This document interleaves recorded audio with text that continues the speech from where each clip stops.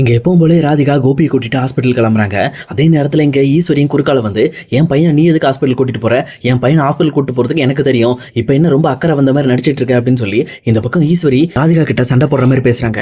அதே நேரத்தில் ராதிகாவுமே, இங்க பாருங்க உங்க பையனுக்கு மெடிக்கல் செக்அப் கூட்டு போகணும்னு உங்களுக்கு தெரியும், அப்புறம் எதுக்காக நீங்க அப்பாயின்மெண்ட் போடல, அப்பாயின்மெண்ட் நான் தான் போட்டிருக்கேன் நான் தான் கூட்டிட்டு போவேன் அப்படின்னு சொல்லி ராதிகாவுமே அங்க இருந்து கோபியை கூட்டிட்டு நகர பாக்குறாங்க.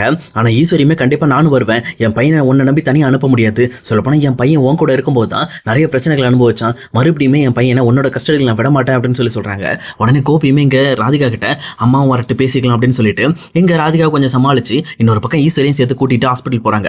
அங்க போனதுக்கு அப்புறம் கோபியை செக் பண்ணும் அப்படிங்கிறதுக்காக அங்க ஸ்கேன் எடுக்கிறதுக்காக உள்ள கூப்பிடுறாங்க.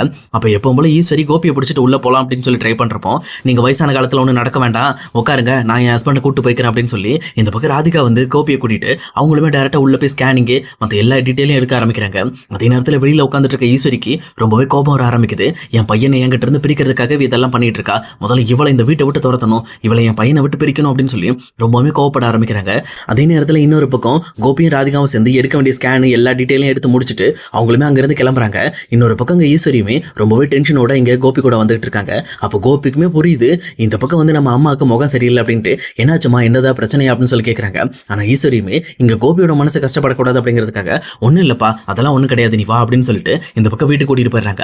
அதே நேரத்தில் வீட்டுக்கு உள்ள வந்த உடனே இங்க ராதிகாவுமே கோபியை கூட்டிட்டு போயிட்டு அவங்கள மேல வச்சு எப்பவும் போல ரெகுலரா கவனிச்சுக்கிட்டு இருக்காங்க. ஆனா இதெல்லாம் பார்த்துட்டு இருக்க ஈஸ்வரிக்கு இந்த விஷயத்தை தாங்கவே முடியல, ரொம்பவுமே கோவம் வர ஆரம்பிக்குது. அவங்களுமே டைனிங் டேபிள்ல உட்காந்துட்டு என்ன பண்றதுனே தெரியல பாக்கியா, இந்த ராதிகா என்கிட்ட இருந்து இந்த மாதிரி கோபியை பிரிக்கிறதுக்காகவே நிறைய விஷயம் பண்ணிட்டு இருக்கா. இங்க பாரு, இன்னைக்கு ஹாஸ்பிட்டல் உள்ள போகும்போது கூட அந்த செக்கப்புக்கு என் கோபி கூட நான் போலான்னு போறேன், ஆனா நீங்க வயசானவங்க வெளியில உட்காருங்க, நீங்க எதுக்கு உள்ள வரீங்க அப்படின்னு சொல்லி என்ன அவமானப்படுத்தி வெளியில உட்கார வச்சுட்டா. அவ போய் கோபியை கூட்டிட்டு போய் எல்லாத்தையும் செக் பண்ணிக்கிட்டு இருக்கா. ஏன் நான் போகக்கூடாதா, எனக்கு கோபிக்கு செய்ய உரிமை இல்லை அப்படின்னு சொல்லிட்டு ஈஸ்வரி பாக்கியாட்ட ரொம்பவே வந்து புலம்பிக்கிட்டு இருக்காங்க. அதே நேரத்தில் பாக்கியாவுமே, எங்க பாருங்க அவங்க ரெண்டு பேரும் ஹஸ்பண்ட் அண்ட் ஒய்ஃப் அவங்களுக்குள்ள என்னமோ பண்ணிக்கிறாங்க, அது நீங்க அவங்க விஷயத்தை அவங்க கிட்ட விட்டுருங்க, நீங்க எதுக்கு ரொம்ப கேர் எடுத்துக்கிறீங்க, உங்க பையன் உங்க கூட இருக்கணும்னு ஆசைப்பட்டீங்க, நீங்க எதிர்பார்த்த மாதிரி உங்க பையன் இப்போ உங்க கூட தானே இருக்காரு, மற்ற விஷயத்துல அவங்க பாக்குறத அவங்க பாத்துக்கிட்டு நீங்க எதுக்கு அவங்க விஷயத்துல போய் மூக்க நுழைக்கிறீங்க அப்படின்னு சொல்லி கேட்கறாங்க. உடனே இதை கேட்ட ஈஸ்வரிக்கு பயங்கரமா கோபம் வந்துருது. என்ன பாக்கியா, உன் ஃப்ரெண்டுங்கிறதுனால அவளுக்கு நீ சப்போர்ட் பண்ணிட்டு இருக்கியா, நீ இந்த வீட்டுல என்னோட ஆதரவுல தான் இருந்த ஒரு காலத்துல, இன்னைக்கு அதெல்லாம் தலைகீழா மாறின உடனே நீ எனக்கே அட்வைஸ் பண்றியா, நான் என்ன பண்ணணும் நான் என்ன பண்ணக்கூடாது அப்படின்ற விஷயத்த நீ எனக்கே சொல்றியா, என் விஷயத்துல தலையிடாத, என் பையன் என் கூட தான் இருக்கணும், அதுக்கு நான் என்ன வேணாலும் பண்ணுவேன் அப்படின்னு சொல்லி இந்த பக்கம் பாக்கியாவை திட்டிட்டு ஈஸ்வரியுமே அங்கிருந்து போறாங்க. கிளம்பி போய் இந்த பக்கம் சோபாவில் போய் உட்காந்துக்கிட்டு ரொம்பவே சேட் ஆகி லைட்டா கண்கலங்க ஆரம்பிக்கிறாங்க. இன்னொரு பக்கம் இங்க பாக்கியாவுமே இவங்களுக்கு இதான் வேலை, வேற வேலையே கிடையாதுன்னு சொல்லி இதை பெருசா எடுத்துக்காம அவங்க வேலையை பார்த்துட்டு ஹோட்டலுக்கு கிளம்பலாம் அப்படின்னு சொல்லி அவங்களுமே ஹோட்டலுக்கு கிளம்புறதுக்காக வராங்க. அங்க வரும்போது இங்க எப்பவும் போல ஈஸ்வரி மறுபடியும் லைட்டா கண்கலங்கிட்டு இருக்கிறத பார்த்து, இங்க பாருங்க உங்களுக்கு என்னதான் பிரச்சனை, இந்த பிரச்சனை ஃப்ரீயா விடுங்க, தேவையில்லாம நீங்க டென்ஷன் பண்ணிட்டு இருக்காதீங்க அப்படின்னு சொல்லி இந்த பக்கம் மறுபடியுமே பாக்கியா ஈஸ்வரிக்கு நல்ல விதமா தான் எடுத்து சொல்றாங்க. ஆனா ஈஸ்வரியுமே, இனிமேல் நீ என் பையன் விஷயத்துல நீ தலையிடாத, அது மட்டும் இல்லாம நான் என்ன எப்படி இருந்தாலும் அதை நீ கேட்க கூடாது, ஏன்னா நான் என் பையனுக்காக கஷ்டப்படுற விஷயம் உனக்கு புரிய மாட்டேங்குது, நீ இன்னுமே உன் ஃப்ரெண்ட் ராதிகாவுக்கு சப்போர்ட் பண்ற மாதிரி தான் எல்லா விஷயத்தையும் பண்ணிக்கிட்டு இருக்க, நீ முதல்ல நிறுத்திக்க, இதுக்கு மேல நீ என்கிட்ட பேசலாம்னு பரவாயில்ல அப்படின்னு சொல்லி இங்க ஈஸ்வரியுமே வந்து பாக்கியாவோட முகத்துல அடிச்ச மாதிரி பேசிட்டு இருக்காங்க. ஆனா இதை கேட்ட பாக்கியாவுமே இவங்களுக்கு வேற வேலையே கிடையாது அப்படின்னு சொல்லிட்டு அந்த விஷயத்த ஒரு பெரிய விஷயமா எடுத்துக்காம இவங்களை எப்பவும் போல கிளம்பி ரெஸ்டாரண்ட் போயிடுறாங்க. அதே நேரத்தில் இன்னொரு பக்கம் இங்க எல்லாருமே ரொம்ப கேஷுவலா உட்காந்துட்டு இருக்கப்போ கோபியுமே அங்கிருந்து மேல இருந்து கீழே வராரு.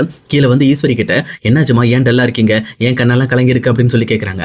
அப்ப இங்க ஈஸ்வரியுமே இந்த பக்கம் வந்து, இல்ல கோபி, நீ எதுக்காக ஹாஸ்பிட்டல்ல என்ன நீ ஒதுக்கிட்டு போன, உண்மை சொல்ல போனா நீ இந்த மாதிரி செக்கப் போறப்ப என்னையும் கூட்டிட்டு போயிருக்கலாம்ல, அம்மாவும் தெரிஞ்சிருப்பல உனக்கு எப்படி இருக்கு, உன் உடம்பெல்லாம் சரியா இருக்கா அப்படிங்கிறத நானும் தெரிஞ்சுக்கணும்னு ஆசைப்படுறாங்க அப்படின்னு சொல்லி கேட்கறப்போ, அது அப்படி இல்லம்மா, இது ஒரு பேஷண்டோட ஒருத்தர் மட்டும் தான் உள்ள போகும் அப்படின்னு சொல்லிட்டு இருந்தாங்க, அதனாலதான் ராதிகா கூட வந்துட்டா, அது மட்டும் இல்லாம டாக்டர் என்னோட ரிப்போர்ட்ல எல்லாமே நல்லா தான் இருக்கு அப்படின்னாரு, என்ன ஒரே ஒரு விஷயம், நீங்க ரொம்ப டென்ஷன் ஆகக்கூடாது, நீங்க அதிகமா ப்ரெஷர் எடுத்துக்க கூடாதுன்ற விஷயத்தை மட்டும் சொன்னாங்க, வேற ஒண்ணும் இல்லை அப்படின்னு சொல்லி இந்த பக்கம் வந்து ஈஸ்வரி கிட்ட அங்க உள்ள நடந்த விஷயம் எல்லாத்தையுமே இங்க கோபி சொல்லிக்கிட்டு இருக்காரு.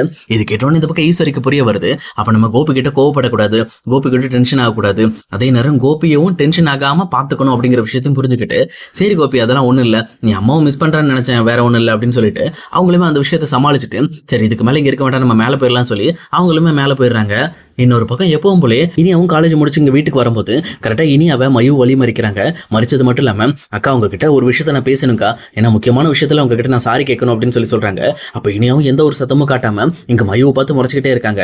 அப்ப மயுவுமே என்ன மன்னிச்சிருங்கக்கா, அன்னைக்கு அப்பா எனக்கு ஒரு முக்கியமான சம் சொல்லி கொடுத்துட்டு இருந்தார்ல, அப்போ நீங்க பேசுறத நான் வேணும் தடுக்கணுங்கிறதுக்காக அதை பண்ணல, அந்த சம் ரொம்ப முக்கியம்க்கா, அதனாலதான் அப்படி பண்ணேன். அது மட்டும் இல்லாம அப்பா சொல்லி கொடுத்தாதான் அது தெளிவா புரியுதுக்கா அப்படின்னு சொல்லி இந்த பக்கம் இனியாவை ஒரு அக்கா போட்டு உரிமையில கூப்பிட்டு இருக்காங்க.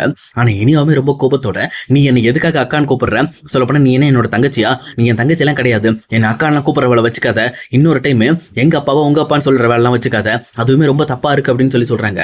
உடனே மையுமே ஏங்கா இப்படி பேசுறீங்க அப்படின்னு சொல்லி கேட்கிறப்போ, இங்க பாரு நான் தான் சொல்றேன்ல, நீ என்னோட தங்கச்சி எல்லாம் கிடையாது, அதே நேரம் உன்னோட அக்காலாம் நான் கிடையாது, எங்க அப்பாவை தயவு செஞ்சு இப்படி கூப்பிடுற வேலை வச்சுக்காத, உங்க அப்பா யாருன்னு உனக்கு தெரியுமா, முதல்ல உங்க அப்பா யாருன்னு உனக்கு தெரியாது, நீ வந்து எங்க அப்பாவை அப்பா அப்பான்னு சொல்லி உரிமை கொண்டாடிட்டு இருக்க, இதெல்லாம் உனக்கு பாக்குற கேவலமா தெரியல அப்படின்னு சொல்லி இங்க இனியாவுமே கொஞ்சம் கூட நெஞ்சில ஈரமே இல்லாம இங்க மயுவை பார்த்து ரொம்பவே கஷ்டப்படுத்துற மாதிரி பேசிட்டு இருக்காங்க. இதனால மயுவுமே பயங்கரமா ஃபீல் பண்ணி அழ ஆரம்பிச்சிடுறாங்க. தன்னோட அப்பாவே யாருன்னு தெரியாத பொண்ணு அப்படின்னு சொல்லி இவங்க கலாச்சதுனால அவங்க ரொம்பவே டென்ஷன் ஆயிடுறாங்க. அதே நேரம் அங்க கோபத்திலையும் ஒரு வழியிலையும் இங்க மயுமே பயங்கரமா அழ ஆரம்பிக்கிறாங்க. அதே நேரம் கரெக்டா பாக்கியாவுமே இங்க ஹோட்டல்ல இருந்து வீட்டுக்கு வராங்க. அப்ப கரெக்டா மயு அழுதுட்டு இருக்கிறத பார்த்துட்டு, என்னாச்சு மயு, என்ன பிரச்சனை, எதுக்காக நீ அழுதுகிட்டு இருக்க, ஏன் இனியா ஏதாவது சொன்னியா அப்படின்னு சொல்லி கேட்கறாங்க. அப்ப மறுபடியும் இனியா இருந்துகிட்டு பாக்கியா கிட்ட, என்னம்மா நீ மறுபடியும் நீ வந்து இந்த மயுக்காக சப்போர்ட் பண்ணிக்கிட்டு இருக்க, நான் தான் அவன் பொண்ணு அப்படிங்கறத நீ மறந்துட்டியா, ஏன் இவ தான் அவன் பொண்ணு அவன் கண்ணுக்கு தெரியறாளா, என்னோட அப்பாவை அவளோட அப்பான்னு சொல்லிக்கிட்டு இருக்கா, இப்படிப்பட்டவளுக்காக நீ போய் நின்னுகிட்டு அவளுக்கு சப்போர்ட் பண்ணிக்கிட்டு இருக்க அப்படின்னு சொல்றாங்க. அதே நேரத்துல இன்னொரு பக்கம் பாக்கியமே, இங்க பாரு மயு, அவ என்ன சொன்னா முதல்ல சொல்லு அப்படின்னு சொல்லி கேட்கிறப்போ எங்க மயுவுமே, இல்ல இந்த மாதிரி உன்னோட அப்பா யாருன்னு தெரியாது, நீ எதுக்காக கோபி அப்பான்னு கூப்பிடுற அப்படின்னு சொல்லி என்ன ரொம்பவே வந்து இனி அக்கா ரொம்ப டென்ஷனோட திட்டுறாங்க அப்படின்னு சொல்றாங்க. இது கேட்டவொடனே இந்த பக்கம் வந்து பாக்கியாக்கு ரத்தம் கொந்தளிக்க ஆரம்பிக்குது. அதே நேரத்துல மறுபடியும் இனியா, நான் தான் சொன்னல என்ன அக்கான்னு சொல்லாத அப்படின்னு சொல்லிட்டு மறுபடியும் வந்து மயுவை திட்ட ஆரம்பிக்கிறாங்க. இங்க இருந்த கோபத்துல பாக்கியாவும் இனியாவோட கண்ணை பழுக்கிற மாதிரி ஒரு அறையை கொடுக்குறாங்க. இந்த அறையில இந்த பக்கம் இனியாவுமே பயங்கரமா கீழே விழுந்துட்டு அழ ஆரம்பிக்கிறாங்க. அப்ப பாக்கியாவுமே, நீ பண்ணதுக்கு இது மட்டும் தண்டனை கிடையாது, இன்னும் இருக்கு, நீ முதல்ல கிளம்பு அப்படின்னு சொல்லிட்டு இந்த பக்கம் இனியாவை அங்கிருந்து கிளம்ப வைக்கிறாங்க. அதே நேரத்துல மயுவையும் சமாதானப்படுத்த ட்ரை பண்றாங்க. அப்படி அவங்க பேசிட்டு இருக்கும் போதே இந்த பக்கம் வீட்டுக்கு ராதிகாவும் வந்துடுறாங்க. ராதிகா வந்த உடனே இந்த பக்கம் பாக்கியாவுமே, இன்னும் வாங்க ராதிகா, ஒன்றும் இல்லை, ஒரு சின்ன பிரச்சனை, இதெல்லாம் இனியா தான் காரணம், நான் இனியாவை அடிச்சிட்டேன், அது மட்டும் இல்லாமல் மயுவை கொஞ்சம் சமாதானப்படுத்துங்க அப்படின்னு சொல்லிட்டு இந்த பக்கம் வந்து அவங்களுமே ராதிகா கிட்ட சொல்றாங்க. அப்போ ராதிகாவும், என்னாச்சு, எதுக்காக நீ அழுவுற, யார் உன்னை என்ன சொன்னா அப்படின்னு சொல்லி கேட்குறப்போ, இந்த மாதிரி இனியா அக்கா தான் சொன்னாங்க, உன் அப்பா யாருன்னே தெரியாது, யாருன்னே தெரியாத வீட்டு பொண்ணா இருந்துட்டு என்னோட அப்பாவை நீ அப்பான்னு சொல்றியா, நீ முதல்ல எங்க அப்பாட்ட பேசுறதை நிறுத்திக்கன்னு சொல்லி இந்த மாதிரி கோபி கூட பேசக்கூடாது அப்படின்ற மாதிரி சொல்றாங்க. அப்போ உண்மையாலுமே கோபி என்னோட அப்பா இல்லையாமா அப்படின்னு சொல்லிட்டு இந்த பக்கம் வந்து மயுமா கேட்கறத கேட்ட உடனே இங்க ராதிகாக்கு என்ன பேசுறதுனே தெரியல, அப்படியே கண் கலங்கி போயிடுறாங்க.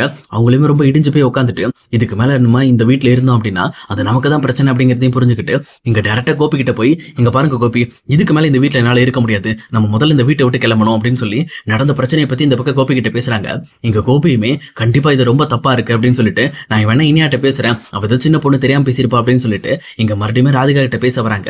ஆனா ராதிகாவுமே, இல்லங்க இதுக்கு மேல என்னால இங்க இருக்க முடியாது, எனக்கு ஒரே வார்த்தை சொல்லுங்க, என்ன தேடி என் கூட வரீங்களா, இல்ல நீங்க உங்க குடும்பம் தான் முக்கியம்னு இங்கே இருந்துக்கிறீங்களா, வரேன்னா வாங்க, இல்ல வேணானா இங்கே இருந்துக்கங்க அப்படின்னு சொல்றாங்க.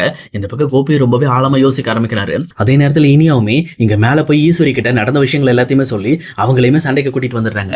அப்ப ஈஸ்வரி இந்த பக்கம் ராதிகாவை பார்த்துட்டு, இங்க பாரு, என் பையன்லாம் உன் கூட வரணும்னு அவசியம் கிடையாது, என் பையன் என் கூட தான் இருப்பான், இந்த மாதிரி நீ என் பையனை என்கிட்ட இருந்து பிரிக்கணும்னு நினைச்சேன்னா கண்டிப்பா அது உனக்கு தான் வந்து ஆபத்தா முடியும் அப்படின்னு சொல்லி இவங்களுமே ராதிகாவை மிரட்டிட்டு இருக்காங்க. ஆனா இவங்க அப்படி பேசிட்டு இருக்கும்போது இனியாவும் குறுக்கால வந்து, இங்க பாருங்கப்பா, நீங்க இனிமேல் அந்த குடும்பத்தை நம்பி போனீங்க அப்படின்னா நீங்க ரொம்பவே கஷ்டப்படுவீங்க, தயவு செஞ்சு நீங்க நம்ம குடும்பத்தோட இருந்திருக்க, அது மட்டும் இல்லாம நீங்க எனக்கு மட்டும் தான் அப்பா, இந்த மாதிரி கண்டவங்க எல்லாம் உங்களை அப்பான்னு சொல்லி கூப்பிடுறதை என்னால ஏத்துக்க முடியல அப்படின்னு சொல்லி ரொம்பவே கோவப்பட ஆரம்பிக்கிறாங்க. அதே நேரத்துல இங்க பாக்கியாவுமே, இனியா உனக்கு என்ன சொன்னேன், வாயை மூடுன்னு சொன்னேன்ல, இந்த மாதிரி பேசிட்டு இருக்காது அப்படின்னு சொல்லி இனியாவே மிரட்ட பாக்குறாங்க. அதே நேரத்துல இங்க கோபியுமே ஒரு முக்கியமான முடிவு எடுத்து, சரி ராதிகா நீ மயோ கூட்டிட்டு வா, நம்ம கிளம்பலாம் அப்படின்னு சொல்லி அவங்களுமே ஒரு முடிவுக்கு வராங்க. இதை பார்த்தா ஈஸ்வரியும், என்ன கோபி அம்மா விட்டுட்டு போற அப்படின்னு சொல்லி கேட்கிறப்போ, இல்லம்மா இந்த சமயத்துல நான் கண்டிப்பா ராதிகா கூட தான் இருக்கணும், நானும் இந்த வீட்டுல இருக்கிறதுக்காக எவ்வளவு இடங்கள்ல அட்ஜஸ்ட் பண்ணி போனேன், அது மட்டும் இல்லாம ராதிகாக்கு நான் வாக்கு கொடுத்திருந்தேன், இந்த வீட்டுக்கு ராதிகா கூட்டிட்டு வந்ததுக்கு அப்புறம் அவளுக்கு எந்த ஒரு பிரச்சனையும் இல்லாம எப்பவும் கிடைக்கிற மரியாதை கிடைக்கும், யாரும் அவளை எதிர்த்து பேச மாட்டாங்க அப்படின்னு சொல்லி அந்த வாக்கை எல்லாருமே வந்து பூர்த்தி பண்ணுவாங்கன்னு சொல்லி தான் நான் கூட்டிட்டு வந்தேன். ஆனா நீங்க எல்லாருமே ராதிகாவையும் மையவையும் ரொம்பவே ஹர்ட் பண்ணிட்டீங்க, அது மட்டும் இல்லாம என்னையும் சேர்த்து ரொம்பவே ஹர்ட் பண்றீங்க.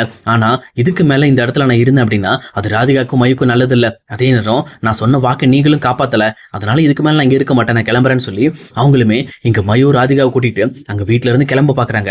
அப்ப இதை தடுக்கிறதுக்காக எப்பவும் போல ஈஸ்வரியுமே என்ன மன்னிச்சிருப்பா, இதுக்கு மேல நான் அப்படி பண்ண மாட்டேன்னு சொல்லி இங்க இங்க கோபி முன்னாடி போய் நிற்கிறாங்க. ஆனா கோபியுமே இல்லம்மா எல்லா நேரத்தையும் இதை ஏத்துக்க முடியாது, நான் ஏற்கனவே உங்ககிட்ட பேசியிருந்தேன், பட் ஆனா நீங்க அது எதையுமே ஏத்துக்கிற மாதிரி இல்ல, அதனால இதுக்கு மேல இந்த வீட்டுல நான் இருக்க மாட்டேன்னு சொல்லி அவங்களுமே அங்க இருந்து ராதிகா கூட்டிட்டு மயுவையும் கூட்டிட்டு கிளம்புறாங்க. இதை பார்த்துட்டு இருக்க இனியா பயங்கரமா ஃபீல் பண்ணி ஆள ஆரம்பிக்கிறாங்க. இன்னொரு பக்கம் இங்க ஈஸ்வரியுமே நெஞ்சில கை வச்சுட்டு என் பையன் கடைசியில என்னை விட்டு போறானே அப்படின்னு சொல்லி அவங்களுமே ஃபீல் பண்றாங்க. அப்ப பாக்கியாவுமே அப்பா இப்போது ஒரு முடிவு வந்துச்சு, இப்போது எல்லாம் அவங்கவுங்க வேலையை பார்த்து கிளம்புறாங்களே அப்படின்னு சொல்லி அவங்களுமே கொஞ்சம் நிம்மதி ஆயிட்டு இருக்காங்க. ஆனா இன்னொரு பக்கம் ஈஸ்வரி தான் இந்த விஷயத்தை தாங்க முடியாம நான் பண்ண தப்புனால தான் இப்ப பையன் மறுபடியுமே வந்து என்கிட்ட இருந்து பிரிஞ்சு போயிட்டான், கோபி இந்த மாதிரி வீட்டை விட்டு வெளியில போறதுக்கு காரணமும் நான் தான் அப்படின்னு சொல்லி அவங்களே நினைச்சு ரொம்பவே லோன்லியா ஃபீல் பண்ண ஆரம்பிக்கிறாங்க.